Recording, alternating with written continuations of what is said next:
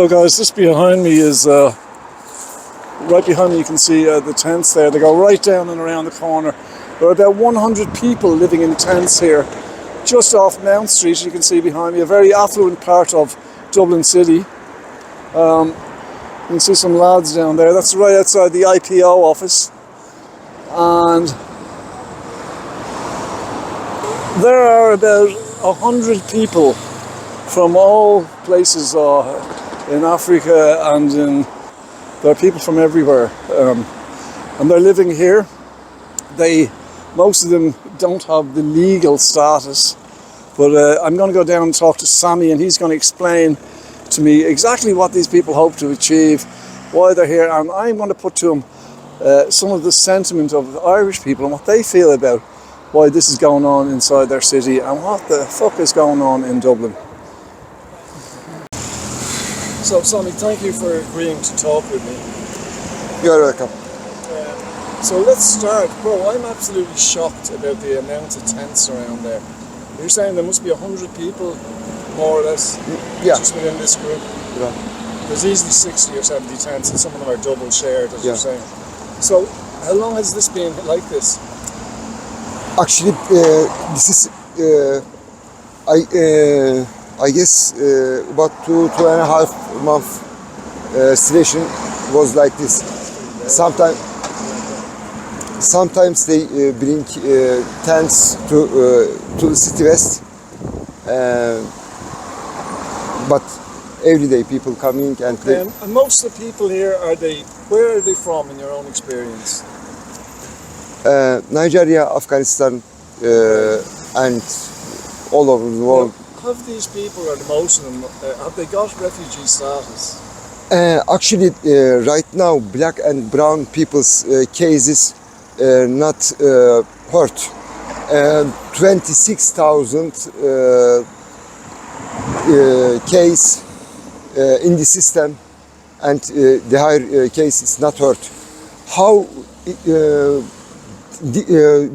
become 26,000 people in continue the higher case?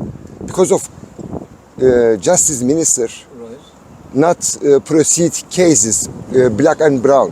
Why? No, but they didn't say that, did they? Because of the colour? This is pushback operation. This is the... What's the government's narrative? What are they saying? They're working hard. They're working hard. Yeah, they are working hard. What happens when you guys go into the IPO here? Yeah. You go and you register? Yeah. And then what is the situation that leaves you to end up in a tent? To explain that process for people that don't understand what's going on in this city. For black and brown people, there is a lot of regulation. When we arrive here, firstly, they get our whole identity information. They are double checking this one. Secondly, they are checking if we enter any other safe country, European country. If they found our fingerprints, any other European country, which when we enter, they automatically taking from us, then they are saying you must to go first country you enter. Yeah, so basically what they'll do is they make an investigation to see where you touched down first in Europe. Yeah. So if you say came to France and then you came to Ireland, they want to put you back to France. Is that Exactly. correct? Yeah. Right. And a lot of people, I'm sure, have come to a different country before they came Exactly. here. So they're all going to have to leave Ireland. Is that the plan? Okay. This is Dublin 3 Agreement, but Dublin 3 Agreement not suit to Europe because of Europe saying we should share burden. Right. Then Ireland is last country. Yeah. And nobody can enter Ireland without getting any problem with Dublin 3 Agreement. Okay. It's been European countries saying we share burden. It's been it should be some equal but division. people want to come here for some reason. Is that not right, Sam? People We have a better welfare around system. no, I don't think so. People around the world go many different reasons, many different countries. Sure. Every person have own personal reason. Yes. For example, Ireland's economic, social welfare, for example, quality of life, Britain better than here, Luxembourg better than here, Schweiz better than here, Sweden. Oh, I don't know about that, Sammy. Yeah. Britain better than here with their welfare? I don't think so, my friend. I don't know. That's Britain. twice the amount of money they get. You know, I know it's cheaper there, but it's not actually better. No, definitely people come here from Britain. Yes. The higher life condition and the higher opportunities is better. Okay. Here, asylum seeker in week they get, I guess, 35 or 36 euro. Even the lads in the tents, do they get that? Do they get I don't any know. help from the government? Some of them get, I don't know real amount, Yes. but weekly, it's mean daily 5 euro. I see. And this is the, you know, they are getting. Let me ask you, bro, because what are the people looking for that are protesting here? Protest started by us. Okay. People here just living, they waiting accommodation. Okay. And That's where it. do they think that's going to come from in a place like Dublin? I mean, what I mean is, we have a accommodation crisis here at the moment. We are accommodation. There is no accommodation crisis. This is man-made. Just in Dublin, there is 1,000 building belong to the DCC and government building. This is the totally insane argument. There is in Dublin 8. There is one roof when Ukrainian comes for additional help. This place given to Ukrainian for help, small help. We need just one roof. We don't want to take somebody's houses. We come here looking for equal opportunities and build life here. Yeah, let me just interject on that. There is a big narrative going around Dublin people, though, that some of the, you say you come here looking for the equal opportunities, but they think, for example, with the Ukrainian situation, which I know is different, but still, you have to think of how the people are thinking. Yeah. And with the Ukrainian situation, they see Ukrainian families being brought over, given houses, going ahead of the list of Irish people that were on these lists for years, and they feel very embittered towards the government for doing that. Exactly, Irish people really angry about this situation. Irish people before 2022 was homeless. Many people waiting in the housing list. About over 10,000 people was emergency accommodation in hostel rooms. In hostel is not home. You can't build raise kids in the home. But how Irish government treat the Irish people, we are not accept this. This is the disgraceful. I'll tell you what I'm concerned with really is, I'm very aware, because I'm working with social media, of the sentiment with a lot of working class Irish people who don't really understand what the government's, what they're trying to do here. But we know that there's a housing crisis, and even if there is a crisis now, even if the buildings are there, they're not being used. So it manifests as a crisis. You know what I mean? Maybe it's a crisis that could be fixed, but we have to agree that there is a crisis because they're not allowing those buildings to be used. So with the result, there are many people on the street. There is a lack of care for the most vulnerable people. That's what I'm all about. Now, I came down here, I tried to stay out of the political side of things, but it's nearly impossible when you see what's happening. But do you know, we are also getting nothing. 3 years people stuck in the direct provision. They can't access education, they can't access workplaces, they can't progress the higher life. Tell me about that. What are they supposed to do? 2021, Roderick O'Gorman promised us integration day one. Integration day one mean we will get opportunity to adapt society, Yeah. contribute to the society, and we normalize Yeah, how to our lives. integrate English lessons, work, little bits Yeah. of things like this, yes. My experience, I see between asylum seekers, doctors, every kind of the profession Yeah. you can see between these people. And even in Are my there doctors living in tents around there? yeah, exactly. You're serious? Yeah, I'm Really? serious. Yeah. Wow, okay. In my opinion, even these people, 10,000, around 10,000 asylum seekers, we call black and brown asylum seekers, because of in Europe just we facing this discriminative institutional racism.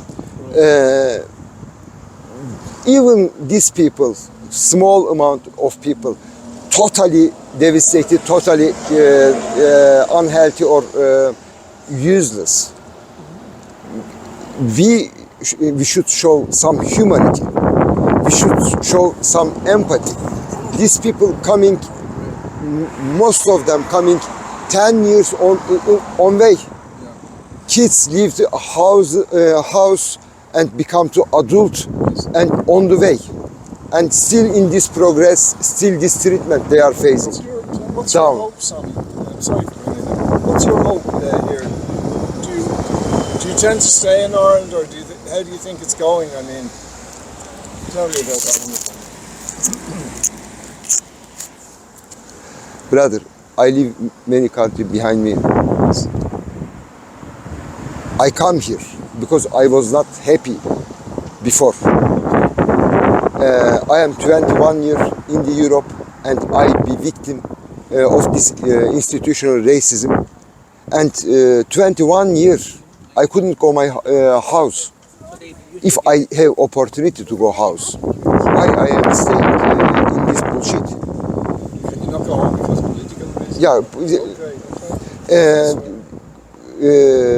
I have nowhere to go. My back is So what destruction. happens if you went home, for example? If you arrived tomorrow in the airport, you're from... I am from Kurdistan. I am political activist in Turkey. Okay. And I have some political problem. Okay. And this is clear. And in Europe, in minimum in 3 high courts heard this my case. Yes. And these courts, European courts, decide reject Turkish demand. It means this is clear. I legally, totally legitimate here. Somebody called me terrorist. I am not terrorist. People in Dublin, thousand on thousand people, I somehow connected. They know me. This narrative doesn't work. They can't convince people who know me. That's why it's ridiculous. Can you see, Sammy, how... I just want to know that. That's kind of important as well. I'm just wondering from your perspective, can you see how it's not that the Irish people are hateful. They're not. They don't understand what's going on here. Things like this, I think, Irish people, people's life gradually life quality dropped down, and housing rent is too high. Yes. Cost of living really high.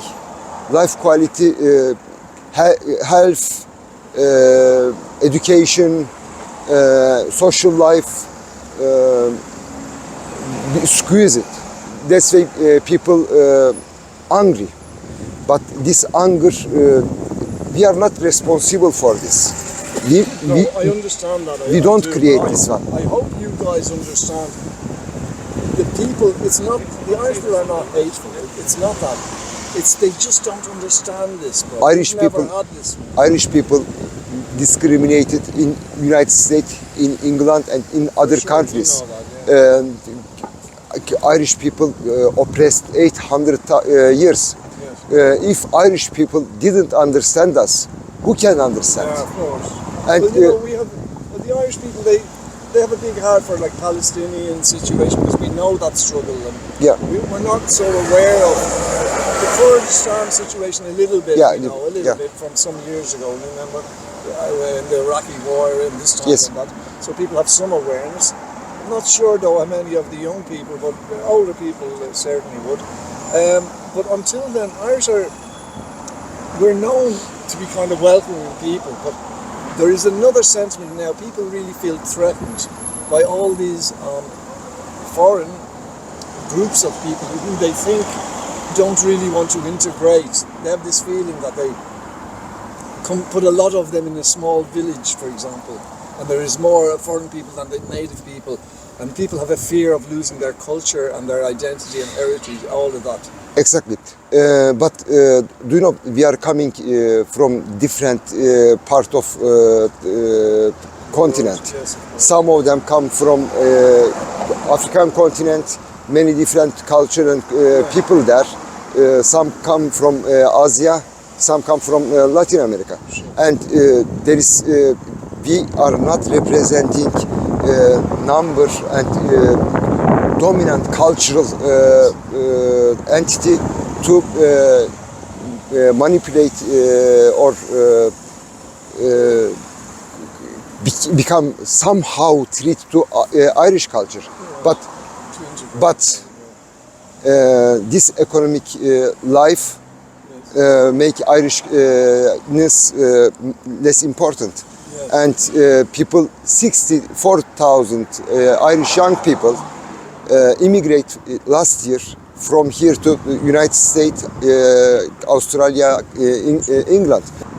And Are there people here who would be just economic migrants? They just want a better life. And, no, I mean, it's normal as no. The economic migrants, we can also accept these things, but here, definitely no economic migrants. Economic migrants can't stay in the tent. Right. They want to do business, Yes. and Europe right now, European policy take economic migrants, push who is in need. Okay, away and just Yeah. ones with some. There is definition illegal immigrants. They call us illegal immigrants. Illegal immigrants mean who run from persecution. Right. And Europe want to encourage legal immigrant. It's mean worker with visum. It's big company, tech companies, pharmaceutical companies need worker, yeah, and they will bring worker from direct all of continents, Okay. and they don't want deal who experiences and talent not known. Let me ask you, brother. How do you eat? How do most people eat here during the week on such a meager? We don't eat regularly. So what are they eating? We don't eat regularly. Some people bring us some solidarity, you know. Okay. What about the and bathroom? Using the bathroom. different places they are going, and there is huge problem about toilet, Well, I'm sure, bro. There's huge always problem people there. with bath, sanitary. So what's a typical day? This is what people would like to know. How are these people? So you get up in the morning, you want to go use the bathroom. What do you Most got to do, bro? most of them is sick, and sick, yeah, Oh, really? Most of the people here? yeah, With COVID and all that? not COVID, cold, Cold. because Oh, of influenza and yeah. chest infections like that. Chest some of them, but it's not so common. Here, you know. Mostly they are because of they are not ready to adapt living in tent, Yes. and they couldn't protect themselves There's a lot of properly, sick people and there here. is no enough sleeping bags Yeah. and other stuff, So where and do they you don't go want for the toilet, like, for example? lighthouse, I think. Oh, down to Pier Street? Yeah. Okay, and eating there also? So that's the lighthouse, I'm aware that it's up on Pier Street. Yeah. So apart from that, say, is there anything else in the locality that helps out, or? There is not quality of life. This is ground zero. Zero, isn't it? This is Ground Zero. Can we take a walk down and Yeah, please. you can maybe introduce me to someone? My friend. You want to be interviewed? Oh, you don't want? Okay, no problem, no yeah, problem. yeah. Just let me take the thing. What about yourself, lovely? Do you want to have a word? I don't mind. Yeah. Rush in. So, and your name is? Roisin McAleer, yeah. And Roisin, what are you doing down here? I'm down here because I think it's a disgrace that anybody, no matter what nationality they are, Irish or not Irish, is living on the streets. And because I am completely disgusted with this government in so many ways. Yeah, it's like, you know, it's always the same people. It's always the poorest, the most defenceless. In the area where I live, it's a very deprived area. The people have been neglected.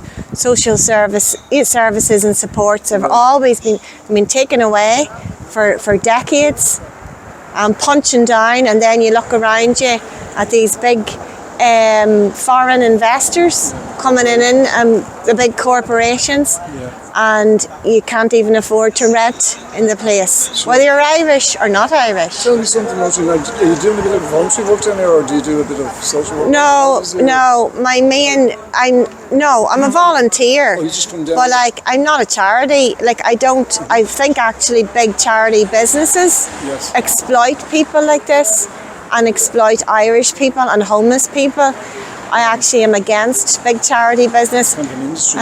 It is an industry. I am definitely a charitable person, and I believe in helping out your neighbour. Yeah, no, it was just interesting when I saw you down here talking to the lads. I was wondering, you know, do you come down on the regular just to check in with them, or? Yeah, well, I just feel so disgusted, but I do this. I care as much for our own homeless people and people in emergency services and children growing up in hotel rooms. I have a child too, and I understand homelessness firsthand, and I just think we are creating a legacy of trauma for the next generation 100%. of the poorest people. And I feel strongly about children's rights as well. What do you think can be done about this? You think it's a political answer? I mean, the only thing that can be done about this is to challenge the people in power.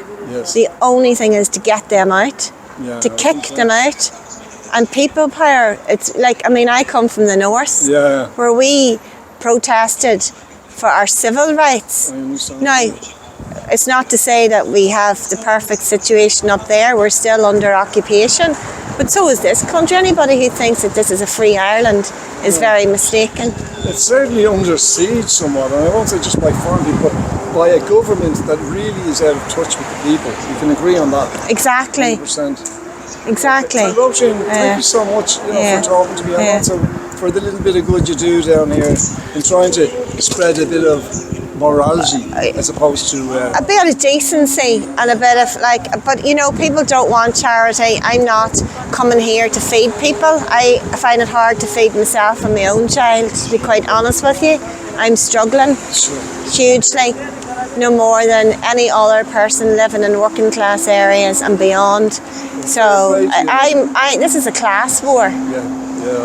This is a class war. There's no war. They have money for bombs to kill people in Palestine, but they have no money to feed our own and house our own. I know, it's bizarre, and I'll never understand it. Well, it's an industry. It's pure greed. It is pure greed. It's them and us. But Roisin, listen, just for coming down and not being afraid to get in there and see what's going on. And I'll talk to anybody. I'll talk to anybody. Don't care what side their bread's buttered on. Okay, thanks. Thank you, Paul. Yeah, so Sammy, look, it's. I hope most of the cold weather is over anyway. Although we're supposed to get another cold snap this week. But I just wish you, I wish you the best in your endeavours, bro, and I want to thank you though for talking to us and for being open and honest. I do appreciate that, and I'm just going to say I'm ashamed of our own government. Really, I don't speak for them, but I'm an Irish citizen. I'm ashamed of them. I think they've messed up here big time. But thank you for talking to me. Thank you very much. You're very welcome. Thank you.